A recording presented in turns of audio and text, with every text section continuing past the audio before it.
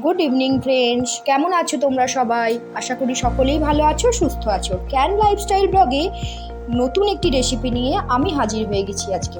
বন্ধুরা, আজকে আমি বানিয়ে নিচ্ছি একটা চটজলদি টিফিন রেসিপি। এই রেসিপিটা বানানোর জন্য আমি নিয়ে নিয়েছি 1 কাপ ময়দা, তাতে দিয়ে দিলাম লবণ আর দিয়ে দিচ্ছি অল্প একটু সাদা তেল। এবার আমি লবণ আর সাদা তেলটা প্রথমে শুকনো ময়দার মধ্যে ভালোভাবে মিশিয়ে নেব। এবার দিয়ে দিলাম জল দিয়ে ময়দাটাকে খুব ভালোভাবে আমি মেখে নেব।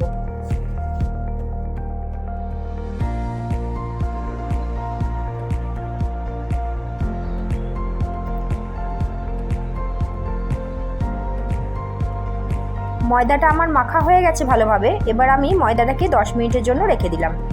10 মিনিট পর ঢাকা খুলে আমি এটাতে লেচি পাকিয়ে নিলাম। আমি এটা আমার ছেলে টিফিনের মতো করেছিলাম, তাই এটাতে 2টো লেচি হয় এরকমই করেছিলাম।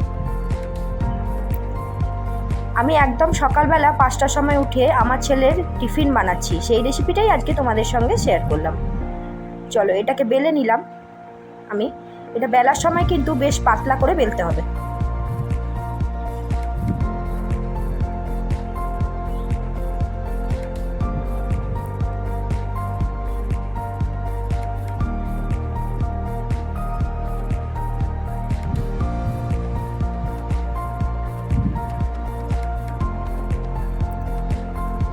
বেলা হয়ে গেছে। এবার আমি এই বাটিটার মধ্যে নিয়ে নিলাম অল্প একটু লবণ আর দিয়ে দিলাম সামান্য ম্যাগি মশলা।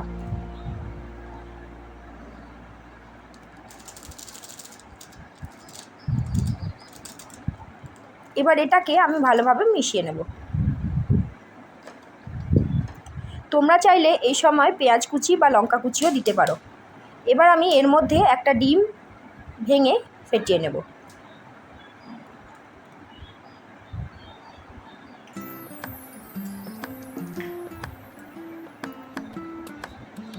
যেহেতু এটা টিফিন বক্সের মধ্যে ভরা থাকবে, তাই পেঁয়াজটার একটা স্মেল চলে আসতে পারে, সেই জন্য আমি এতে পেঁয়াজ দিলাম না। কিন্তু গরম গরম যদি খাওয়া হয় সেক্ষেত্রে পেঁয়াজ দিলে কিন্তু খেতে আরও বেশি টেস্টি হয়। চলো এবার তাওয়া বসিয়ে দিয়েছি আর দিয়ে দিয়েছি একটা পরোটা।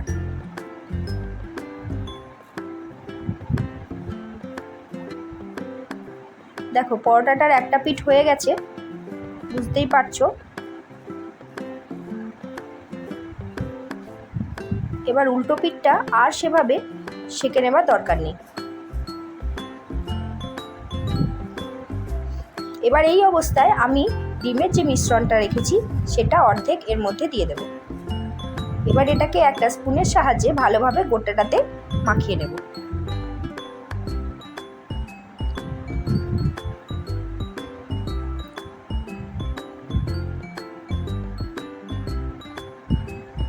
এবারে পাশ থেকে অল্প একটু তেল ছড়িয়ে দেব। যেহেতু এটা বাচ্চার টিফিন, খুব বেশি তেল দেবার দরকার নেই। এটা কিন্তু অয়েল ফ্রি, খুব কম তেলে করাই ভালো, সেক্ষেত্রে হেলদি থাকবে।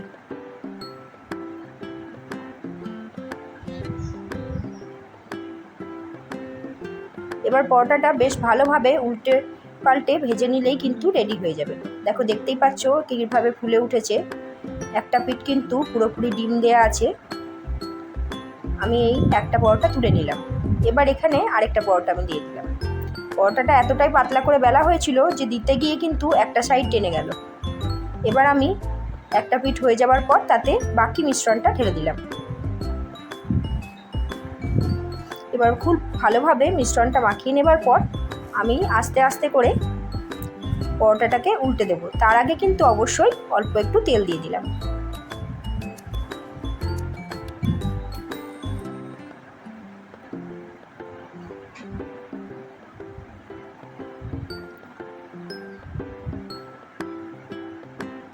দেখো একইভাবে এই পরোটাটাও কিন্তু ফুলে উঠেছে।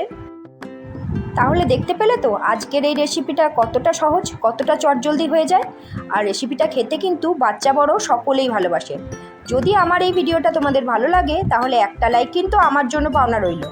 আর যারা আমার চ্যানেলের নতুন দর্শক বন্ধু তাদের বলবো অবশ্যই করে গিয়ে আমার চ্যানেলটাকে সাবস্ক্রাইব করে পাশে থাকা বেল আইকনটা টিপে দাও, যাতে আমার সমস্ত নোটিফিকেশন তোমার কাছে পৌঁছে যায়।